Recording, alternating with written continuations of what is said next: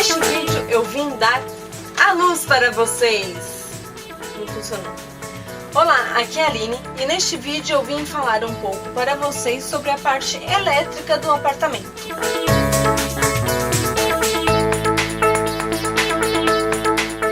Quando eu e o Felipe compramos o AP 123, nós já sabíamos que ele era um prédio antigo, cerca de 30 anos.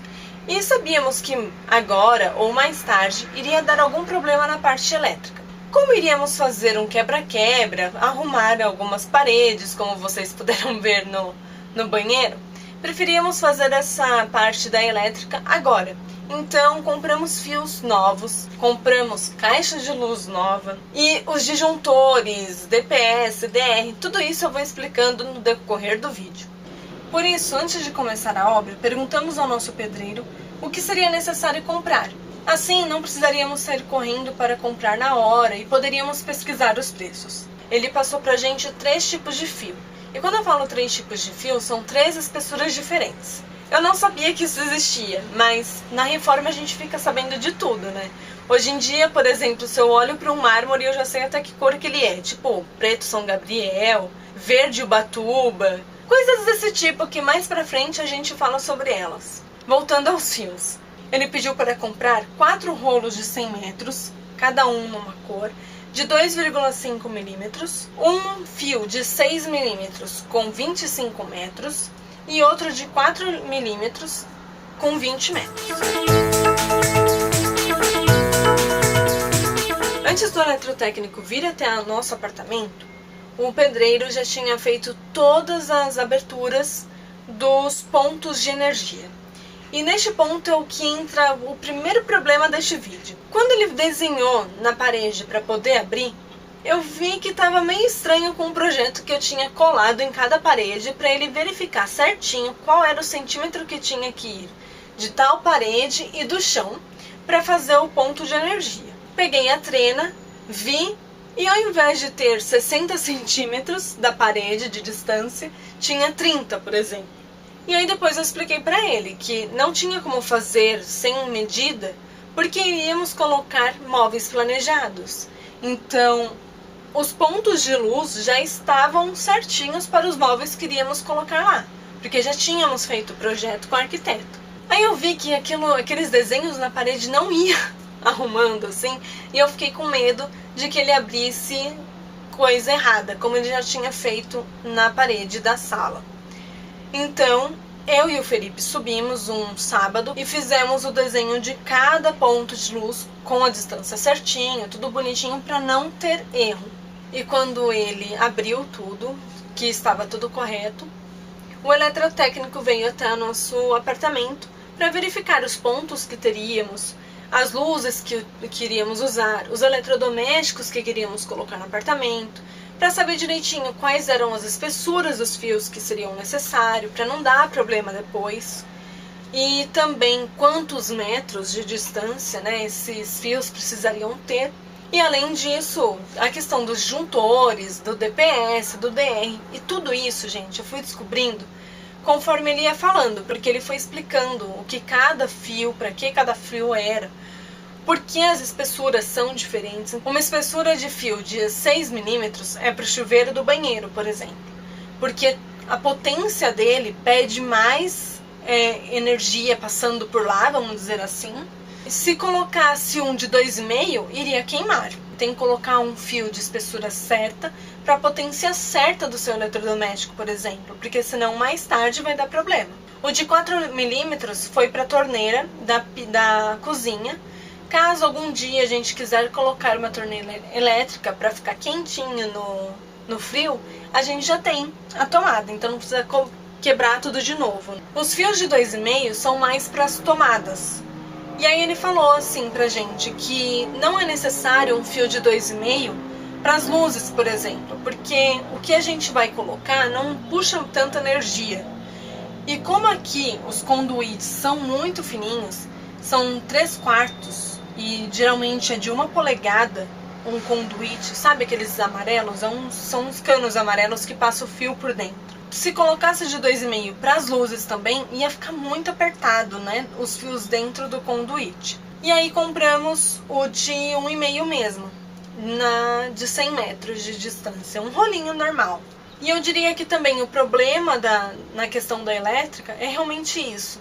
Como os conduítes que tem aqui no apartamento já e os que precisam colocar, precisam ser de 3/4, ou seja, fora do comum, não passa tanto fio. Então, por exemplo, eu tive que abrir mão de um interruptor do lado do sofá para acender a luz, tanto da sala de estar quanto da sala de jantar, porque senão ia passar muito fio e não ia ter como. E a espessura desse conduíte é pequena, né, comparado com o normal, porque a espessura das paredes, a finura delas, é muito fina, então por isso que não tem como. Para vocês terem uma ideia, assim, o outro problema que tivemos com a parte elétrica é a questão da caixa de luz.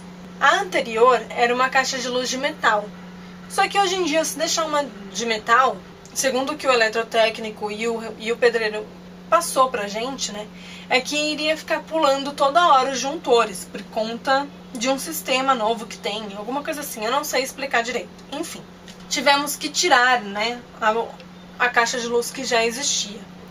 E quando ele tirou a caixa de luz, arrombou a parede do vizinho. Tivemos alguns problemas por conta disso, mas assim, já era esperado. Tanto é que o Roberto foi procurar a vizinha para conversar sobre isso. Só que quando ele foi abrir, ela não estava na casa. Então, eu falei essa parte da caixa de luz para vocês terem uma ideia da finura da parede, né? Porque você arranca uma caixa e abre do outro lado. Mas enfim, também foi um problema, mas que já foi resolvido. E aí um outro probleminha que a gente teve, assim, foi na questão dos disjuntores. Eu não percebi na hora, mas eu comprei uns juntores de uma marca em uma outra loja que eu não tinha conseguido achar os juntores que ele tinha solicitado, eu comprei de outra marca.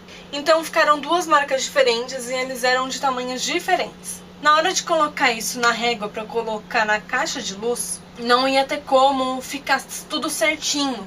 E aí o eletrotécnico pediu para eu trocar aqueles disjuntores, né? E eu perguntei qual marca ele preferia.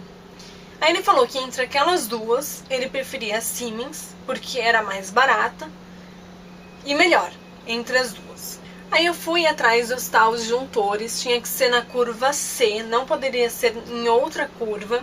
E eu não achava de jeito nenhum a tal curva C no 20 e no 16 da Siemens.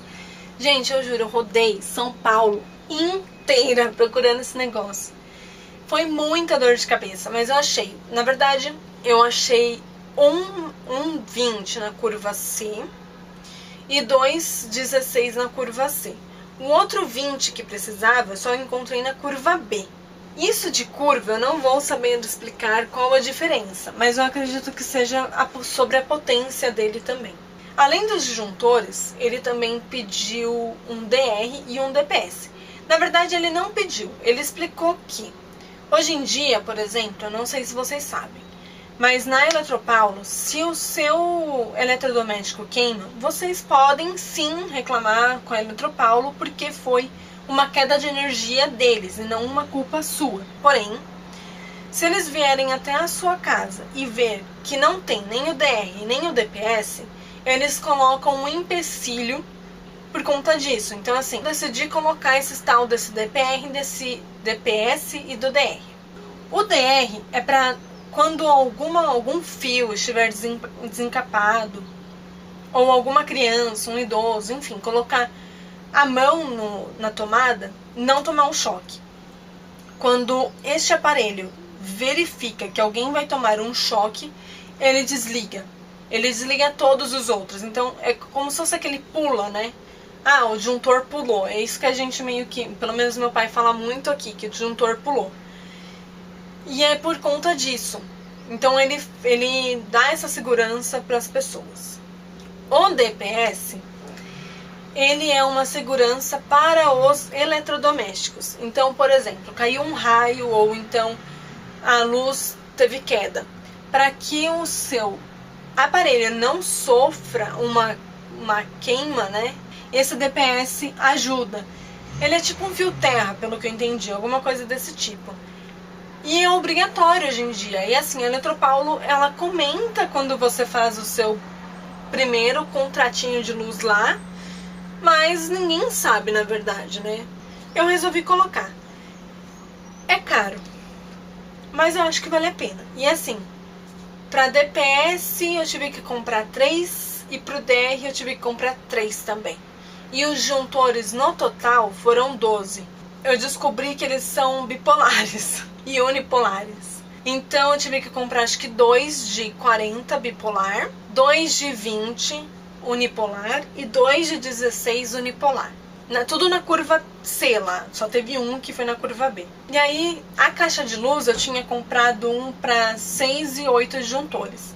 Só que por conta do tal do DR e do DPS, a gente teve que trocar para uma caixa de luz com 14 e 16 disjuntores, que cabia tudo isso, né?